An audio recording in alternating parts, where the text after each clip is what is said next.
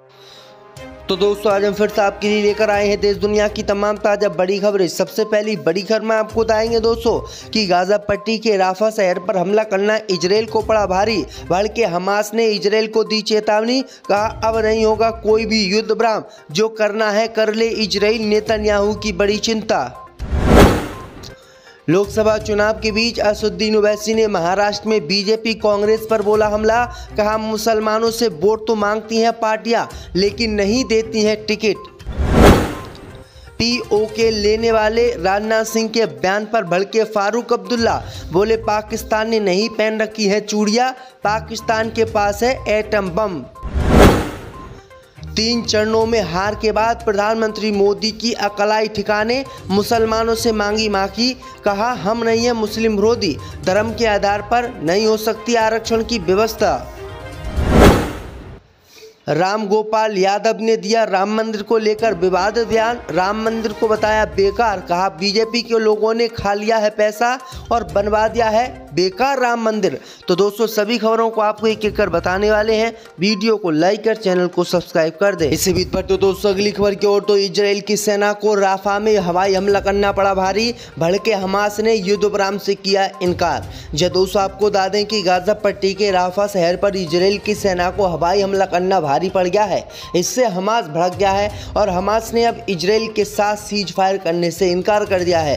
दरअसल आपको बता दें कि गाजा में युद्ध विराम समझौते से इनकार करने के बाद हमास ने इजराइल को चेतावनी दी है और कहा है कि यदि वो गाजा में हमले जारी रखेगा तो कोई युद्ध विराम नहीं होगा। वहीं अमेरिका ने युद्ध विराम समझौता नहीं होने के लिए हमास को जिम्मेदार ठहराया है, लेकिन हमास ने कहा है कि हम इसके लिए जिम्मेदार नहीं हैं, इसके लिए इजराइल और अमेरिका जिम्मेदार है। इजराइल अमेरिका नहीं चाहते हैं कि गाजा पट्टी में युद्ध विराम हो। तो ये बड़ी अपडेट आ रही दोस्तों कि इजराइल की सेना को राफा शहर पर हमला करना भारी पड़ गया है। इसी बीच पर तो दोस्तों अगली खबर की ओर, तो महाराष्ट्र में बीजेपी पर बरसे असदुद्दीन ओवैसी, बोले मुसलमानों का वोट मांगते हैं पार्टियां लेकिन नहीं बनाती उम्मीदवार। जब दोस्तों आपको बता दें कि महाराष्ट्र में जनसभा को संबोधित करने पहुंचे एएमएम के प्रमुख असदुद्दीन ओवैसी ने सीटों को लेकर बीजेपी पर बड़ा हमला बोला है। असदुद्दीन ओवैसी ने दावा किया है कि उनके सांसद औरंगाबाद से इम्तियाज जलील की हार सुनिश्चित करने के लिए विभिन्न दल एक साथ आए हैं।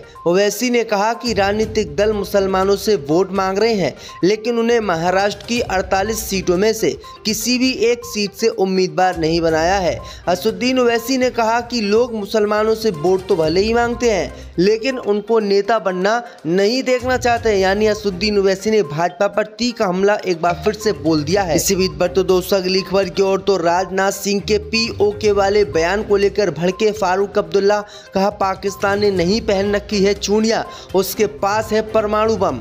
जब दोस्तों आपको बता दें कि नेशनल कॉन्फ्रेंस के अध्यक्ष फारूक अब्दुल्ला ने राजनाथ सिंह के पीओके लेने वाले बयान को लेकर बीजेपी पर बड़ा हमला बोला है। उन्होंने कहा है कि भारत और पाकिस्तान के बीच मुद्दों को सुलझाने का एकमात्र तरीका बातचीत है, क्योंकि किसी भी टकराव के जम्मू कश्मीर के लोगों के लिए गंभीर परिणाम होंगे। वहीं आपको बता दें कि आगे उन्होंने राजनाथ सिंह और पूरी भाजपा को निशाने पर लेते हुए कहा है कि अगर मोदी सरकार और रक्षा मंत्री राजनाथ सिंह कहते हैं कि वो पाकिस्तान से पीओके लेंगे तो ये भूल जाएं कि पाकिस्तान ने चूड़ियां नहीं पहन रखी हैं, क्योंकि पाकिस्तान के पास भी परमाणु बम है और ये परमाणु बम सबसे पहले जम्मू कश्मीर के लोगों पर गिरेगा। इसलिए राजनाथ सिंह को पीओके वाला बयान अपना वापस लेना चाहिए और पाकिस्तान से बातचीत करनी चाहिए। इसी बीच पर तो दोस्तों अगली खबर की ओर, तो लोकसभा चुनाव में हार से बौखलाए प्रधानमंत्री मोदी ने मुसलमानों से मांगी माफी, कहा हम नहीं है मुस्लिम विरोधी, धर्म के आधार पर नहीं हो सकती आरक्षण की व्यवस्था। जब दोस्तों आपको दादी की लोकसभा चुनाव जीतने के लिए प्रधानमंत्री मोदी ने बीते दिनों मुसलमानों को निशाने पर लिया था और कहा था कि धर्म के नाम पर मुसलमानों को किसी भी कीमत पर आरक्षण नहीं देंगे। लेकिन आपको बता दें कि 3 चरणों का चुनाव संपन्न होने के बाद मुसलमानों ने ऐसी बाट भाजपा की लगाई है कि भाजपा का इस बार जीतना भी मुश्किल हो गया है। वहीं आपको बता दें कि मुसलमानों का वोट न मिलने के बाद अब प्रधानमंत्री मोदी की अकल ठिकाने पर आ गई है। प्रधानमंत्री मोदी ने टाइम्स नाउ को दिए इंटरव्यू में मुसलमानों से गलती की माफ़ी मांगी है। प्रधानमंत्री मोदी ने कहा है कि हम मुसलमानों के विरोधी नहीं हैं, लेकिन हम धर्म के आधार पर आरक्षण देने के पक्षधर नहीं है, क्योंकि अगर धर्म के नाम पर आरक्षण दिया जाएगा देश में, तो देश में कुछ लोगों को ही आरक्षण मिलेगा, अन्य किसी को आरक्षण नहीं मिल पाएगा। तो प्रधानमंत्री मोदी ने मुसलमानों से अब माफ़ी मांग ली है। इसी बीच पर तो दोस्तों अगली खबर की ओर तो सपा नेता राम गोपाल यादव ने राम मंदिर को बताया बेकार। जदोसा आपको बता दें कि लोकसभा चुनाव के बीच उत्तर प्रदेश में समाजवादी पार्टी के वरिष्ठ नेता और राष्ट्रीय महासचिव राम गोपाल यादव ने राम मंदिर को लेकर इतना विवादित बयान दे दिया है कि बीजेपी और हिंदुओं की चिंता बढ़ गई है। दरअसल आपको बता दें कि राम गोपाल यादव ने राम मंदिर के प्रस्तावित डिजाइन पर सवाल उठाए हैं। उन्होंने कहा है कि राम मंदिर का जो डिजाइन है, जो राम मंदिर का नक्शा है, वो बिल्कुल बेकार है और राम मंदिर का डिजाइन किसी पर भी प्रभाव नहीं डालता है। आगे उन्होंने कहा है कि राम मंदिर जिस किसी ने बनाया है वो बिल्कुल बेकार बनाया है। राम मंदिर को बहुत अच्छे तरीके से बनाया जाना चाहिए था, लेकिन भाजपा के लोगों ने पैसा खाकर राम मंदिर को बिल्कुल बेकार बनाया है। तो ये बड़ी अपडेट आई दोस्तों कि राम गोपाल यादव खुलकर राम मंदिर के विरोध में उतर आए हैं। राफा शहर पर हमला करना भारी पड़ गया है। इसी बीच पर तो दोस्तों अगली खबर की ओर तो महाराष्ट्र में बीजेपी पर बरसे असदुद्दीन ओवैसी। बोले मुसलमानों का वोट मांगते हैं पार्टियां, लेकिन नहीं बनाती उम्मीदवार।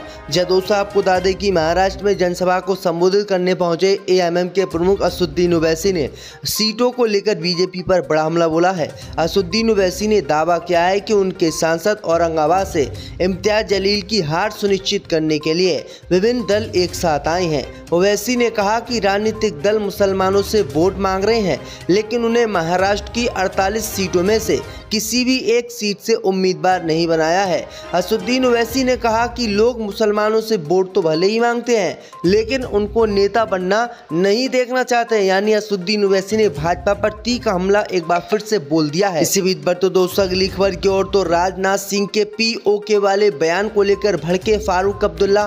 कहा पाकिस्तान ने नहीं पहन रखी है चूड़ियां, उसके पास है परमाणु बम। जदोसा आपको बता दें कि नेशनल कॉन्फ्रेंस के अध्यक्ष फारूक अब्दुल्ला ने राजनाथ सिंह के पीओके लेने वाले बयान को लेकर बीजेपी पर बड़ा हमला बोला है। उन्होंने कहा है कि भारत और पाकिस्तान के बीच मुद्दों को सुलझाने का एकमात्र तरीका बातचीत है, क्योंकि किसी भी टकराव के जम्मू कश्मीर के लोगों के लिए गंभीर परिणाम होंगे।